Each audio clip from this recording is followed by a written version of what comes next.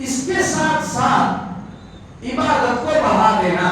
نیکیوں کو بڑھا دینا، خیر خیرات میں اضافہ، ذکر میں، تسبیح میں،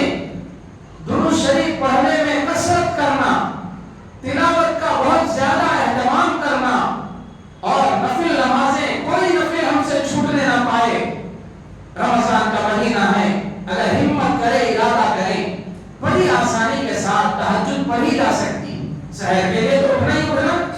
کوئی 8 رکعت مت پڑھیے، 4 رکعت ہی صحیح، لمبی نہ پڑھیے، مختصر ہی صحیح، لیکن عادت ضرور ڈالیے یہ سوچ کے کہ ہمارے آقا سال بھر اس وقت اللہ کے سامنے سجدے میں پڑے ہوئے ہوتے تھے، اور ہم گناہگاروں کو تو سال میں 1 مہینہ موقع ملتا ہے سحری کے بہانے، تو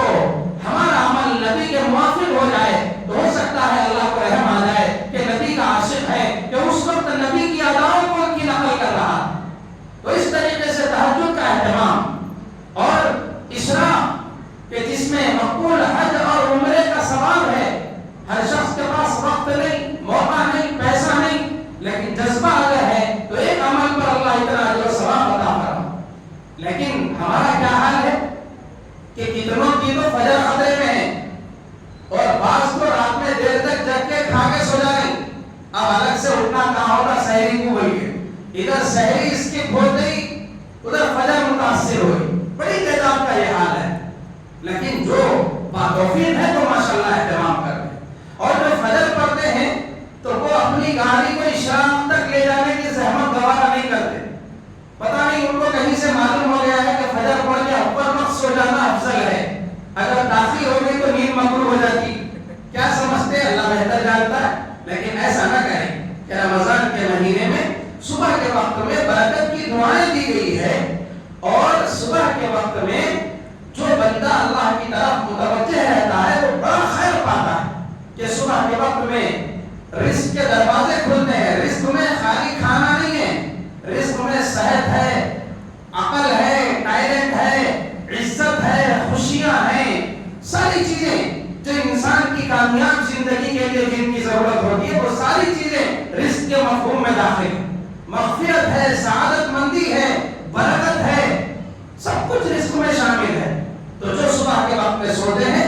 تو ان کے لیے رزق کے دروازے نہیں کھلتے، اور جو بیدار رہتے ہیں تو ان کے لیے یہ سب سعادتیں حاصل ہوتی ہے۔ تو اشراق تک جاگنے کا اہتمام کرنا چاہیے، اس لیے کہ اس مہینے میں اللہ پاک خصوصی اہتمام فرما رہے ہیں بندوں کے لیے، تو ہمارے غفلت کرنے کا کیا سوال پیدا ہو۔ اور یاد رکھیے کہ یہ جو ہمیں قرآن و سنت سے تربیت ملتی ہے کہ گناہ سے بچنا ہے، تو گناہ سے بچنے کا فارمولہ یہ ہے کہ اپنے آپ کو نیکی میں لگائے رکھنا۔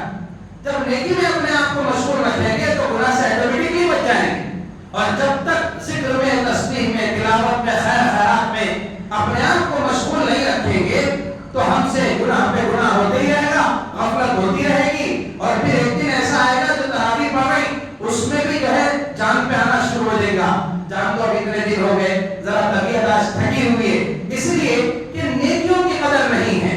بھائی یہ وقت چلا جائے گا اور یہ موسم نکل جائے گا تو پھر ہم کھڑے ہوں گے تو یہ اجر و ثواب ملنے والا نہیں ہے۔ بات دراصل یہ ہے کہ آج ہماری نظروں میں پیسے کی اہمیت ہے،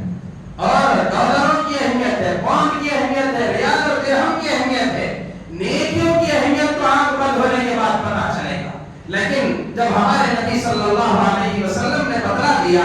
کہ ایک ایک نیکی اتنی قیمتی چیز ہے کہ آج جو رشتوں کے واسطے مر رہے ہیں، کل قیامت میں ایک نیکی کی کمی کی وجہ سے جنت میں جانے سے بندہ رک جائے گا، تو پھر وہ اپنے رشتہ داروں کو تلاش کرتے نکلے گا، دوستوں کو ڈھونڈے گا کہ ان کے پاس جا کے ایک نیکی لے لوں گا، تو وہ وہیں پر ہاتھ جوڑ دیں گے، کہیں گے میں تجھے نہیں پہچانتا، آج سب بول لیکن نیکی کے لیے بات مت کر، کہ نیکی کا کوئی سودا ہم سے نہیں ہو سکتا۔ اس لیے نیکیوں کے حریص بننا چاہیے، اور نیکیوں کی لالچ اپنے اندر پیدا کرنا چاہیے، تبھی جا کر کے ہم رمضان کی ایسی قدر کر پائیں گے کہ گناہ سے بچنا بھی آسان ہو جائے گا اور رب کو ماننا بھی آسان ہو جائے گا۔ جب ایسا رمضان ہم گزاریں گے تو واقعی کامیاب رمضان ہوگا۔ یہی وجہ ہے کہ بزرگان دین میں یہ معمول تھا کہ کسی کی بزرگی اگر گننا ہے تو ان کے رمضان گنتے تھے۔ انہوں کتنے رمضان پائے ہیں، جتنے زیادہ رمضان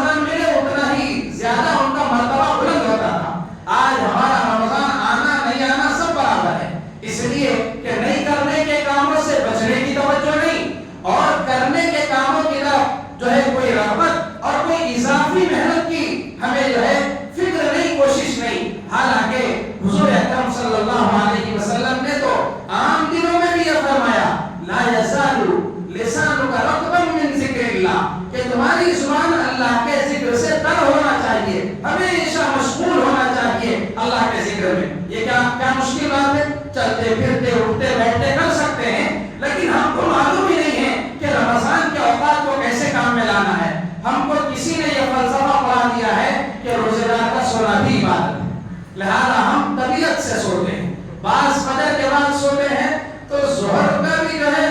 اصل وقت نکلنے کو آتا، مثل ثانی میں جو ہے داخل ہو جاتا ہے، تب تک بھی ظہر کے لیے نہیں ہلتے ہیں. تو یہ ہماری جو روزے کے ذریعے سے تربیت ہے، ہم اس کو دبا رہے ہیں. گویا کہ رمضان میں اللہ پاک تھوڑا سا مجاہدہ دیکھنا چاہتے ہیں اور رغبت دیکھنا چاہتے ہیں. اس لیے صرف عبادت نہیں کرنا ہے، عبادت میں کثرت کرنا ہے، عبادت میں رغبت ظاہر کرنا ہے. تو پھر اللہ تعالیٰ کی طرف سے بھی بندوں پر وہی خیر اور وہی رحمت متوجہ ہوتی ہے. اللہ پاک سے دعا ہے کہ اللہ پاک مجھے آپ کو سب کو کہنے سننے سے زیادہ عمل کی توفیق نصیب فرمائے.